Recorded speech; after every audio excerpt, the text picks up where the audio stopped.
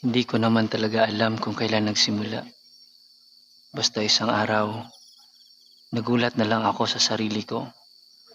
Kasi dati, siya yung tipong laging nandun, laging kasama, lagi kong kausap. Pero isang araw, habang tumatawa siya sa harap ko, napansin ko yung mata niya. At sa kung anong dahilan, tumigil yung mundo ko. Ako nga pala si Calex. At ito yung kwento ng best friend kong si Jem. Simula pa nung college, halos araw-araw kaming magkasama. Kasabay sa break, kakwentuhan ko tuwing may problema ako sa bahay at karamay sa mga sabog na desisyon sa buhay. Lahat ng tao, akala kami na. Pero kami, hindi namin yan pinag-uusapan. Kasi ang totoo, wala namang label. Best friend lang. Pero hindi ko alam kung kailan ako nag-start na tumingin ng mas matagal. Yung tipong kahit nagkukwento siya ng kung ano-anong kadramahan, sa isip ko lang, paano kaya kung ako yung taong kinukwento niya sa iba?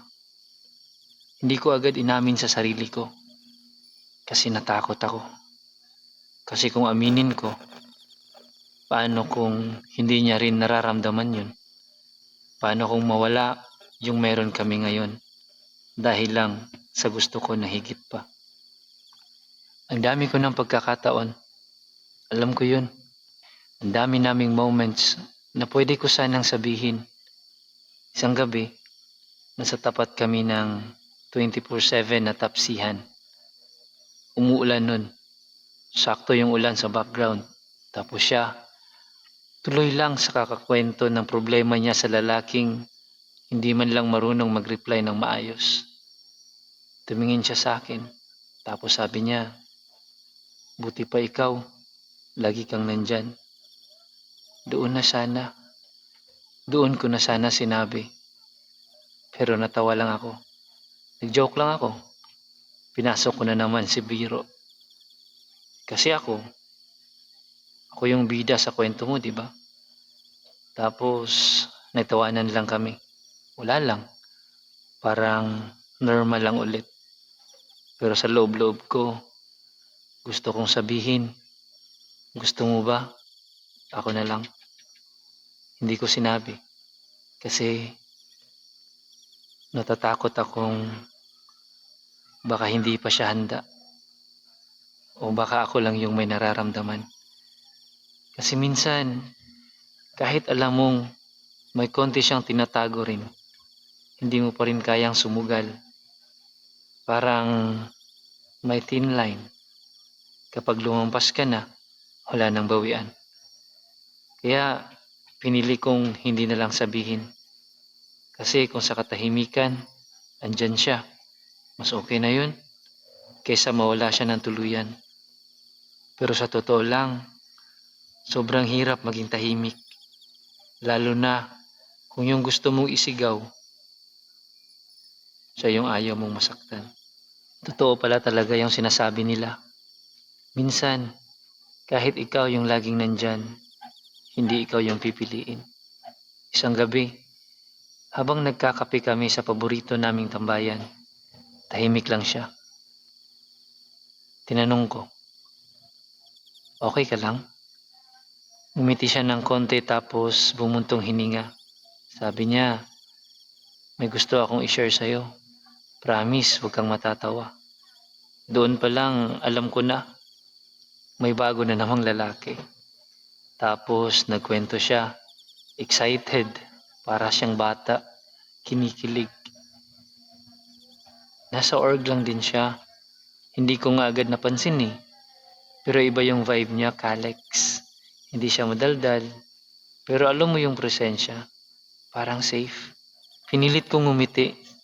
Pinilit kong makisabay sa kilig niya. Pero sa loob-loob ko, parang may kumikirot. Parang unti-unti akong nagiging extra sa kwento naming dalawa. Kinabukasan, siya na ang laman ng IG stories niya. Hindi na ako. Yung mga simpleng good morning text niya, hindi na ako yung nauunang nakakabasa. At unti-unti ko na-realize, sa sobrang tahimik kong umasa, hindi niya na pala ako naririnig. May isang gabi na lasing ako, hindi naman sobra, pero sakto para lumakas ang loob kong i-type yung totoo. Jem, okay ka na ba talaga? Miss na kita. Namimiss mo rin ba ako kahit konti? Hindi ko pinindot yung send. Binura ko lahat. Kasi naisip ko, anong silbi? Anong silbi ng katotohanan kung huli ka na sa eksena? Pinili ko na lang na hindi magsalita. At sa bawat araw na lumilipas, pakiramdam ko, pinipili ko ring mawala. Hanggang sa isang araw, tinanong niya ako, nagbago ka? Hindi ka na tulad ng dati. Galit ka ba? Gusto ko sanang sumigaw ng oo. Gusto ko sanang sabihin, galit ako kasi hindi mo man lang napansin na ikaw yung dahilan kung bakit ako nananatili. Pero alam mo kung ano lang nasabi ko. Busy lang sa work, okay lang ako. Ganun lang. Tapos binura ko na naman ang sarili ko sa istorya niya. Tahimik, pero wasak. Ang sakit ng pagiging best friend, yung ikaw yung laging pinagsasabihan, pero hindi kailanman pinipili. Wala namang dramatic ending na nangyari sa amin. Walang iyakan, walang sigawan. Pero isang araw, napansin ko na lang, hindi ko na siya kilala. Hindi na siya yung Jem na sabay kong kumain ng corn dog sa labas ng gate. Hindi na siya yung Jem na tatawa sa simpleng ang pangit mo. May bago na siyang mundo. Isa na lang akong pangalan sa inbox niya. Isa na lang akong tao sa listahan ng mga dati kong nakasama. Pero minsan, umaasa pa rin ako. Sa tuwing magno-notify ang phone ko, tinatapat ko sa ilaw. Tinitingnan ko kung siya ba yun. Pero hindi. At kahit ilang beses kong sabihin, okay lang ako, ang totoo, hindi. Kasi hindi ko lang siya namimiss. Minahal ko siya ng tahimik. Sinamahan ko siya kahit hindi niya ako pinipili. Binantayan ko siya habang bumubuo siya ng pangarap, kahit alam kong hindi ako kasama ron. Hanggang ngayon, hindi niya alam. Hindi niya alam na bago pa siya umibig sa iba, matagal ko na siyang minahal. Hindi niya alam na sa bawat kwento niya tungkol sa crush niya, pakiramdam ko, pinapatay niya ako ng dahan-dahan. Hindi niya alam na yung mga joke ko, yun na yung paraan kung isiksik ang sarili ko sa buhay niya. Pero ayos lang. Kasi siguro, hindi talaga lahat ng pagmamahal kailangang sumigaw. Minsan, sapat na yung alam mong minahal mo siya ng totoo. Kahit walang may alam. Kahit siya mismo, hindi naramdaman.